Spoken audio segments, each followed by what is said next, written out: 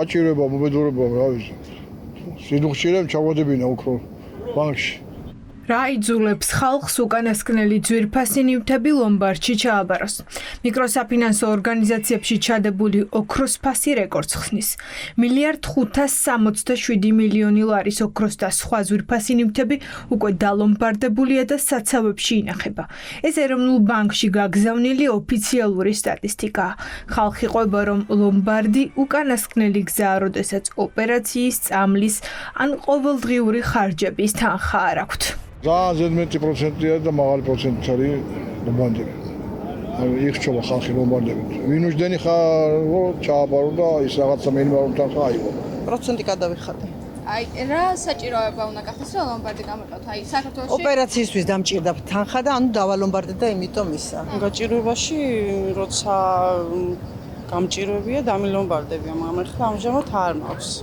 ერთი-ორჯერ მქონდა დალომბარდები. გამოსავალს როდესაც ვიხედავ ხოლმე, ერთადერთი ლომბარდი როცა აქვს დარჩენილი, ვფიქრობ, რომ ძალიან უნდა უჭირდეს ადამიანს, რომ რაღაც ლომბარდამდე მივიდეს, მით უმეტეს საკუთარი ქონების ფასე დალომბარდება და ოქროს. სალომბარდე კრედიტები მიკროსაფინანსოებისთვის ყველაზე მაღალშემოსავლიანია. მხოლოდ 2026 წლის პირველ ნახევარში 287 მილიონი ლარი ოქროს და ძვირფასეულობის პროცენტებისგან მიიღეს. აქედან 195 მილიონი მხოლოდ ლომბარდებში გადახდილი პროცენტია. ეს მოქალაქეებისთვის ყველაზე ძვირი სესხია. ზოგი პირობითად შესაძლოა თავის ერთადერთ საცხოვრებელს სთხოვდეს, ზოგი ავტომანქანას, ზოგი ნივთებსაც კი და ასე შემდეგ და რაც ძალიან ისე მძიმე დაწოვა შემდგომ მათ ეკონომიკურ მდგომარეობას.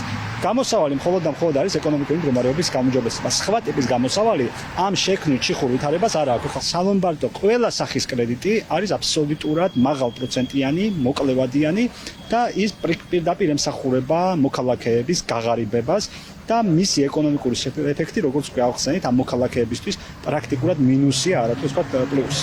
ამიტომაც მისი ზრდა არის პრაქტიკულად ის საგანგაშო ნიშნული, რომლის იქითაც ნამდვილად არ უნდა ვთქვათ წავიდეს. 1,5 მილიარდი ოქროსთან ერთად ხალხი ალომბარდებს სხვა ძვირადღირებულ ნივთებს. 118 მილიონის მანქანები და თითქმის 7 მილიონის უძრავი ქონება დაგირავებულია. მიკროსაფინანსო ორგანიზაციების მუშაობა ფაქტობრივად სალომბარდე სესხებზე დგას.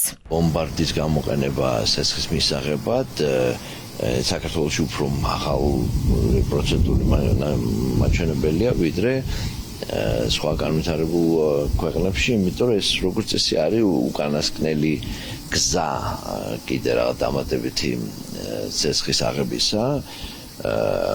პირველია რომ ვთქვათ ბანკებმა მოქცეს სესხი გირავის გარეშე, მე ვთქვათ თუ ეს გაგიჭირდა გირავთ შეიძლება მოხდნენ ბანკმა, თუ ესეც გაგიჭირდა, მე მინდა რომ ლომბარდში დაახლოებით ესეთ თანმიმდევრობა.